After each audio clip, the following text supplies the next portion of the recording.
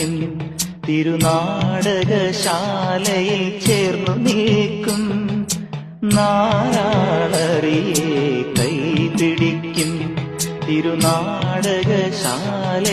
ചേർന്നു നിൽക്കും യമുനാ നദിയായി കുളിരലയിളകും നിലവിൽ അമ്പലപ്പുഴി ഉണ്ണിക്കണ്ണനോടു നീ എന്തു പരിഭവം മെല്ലയോതി വന്നുവോ.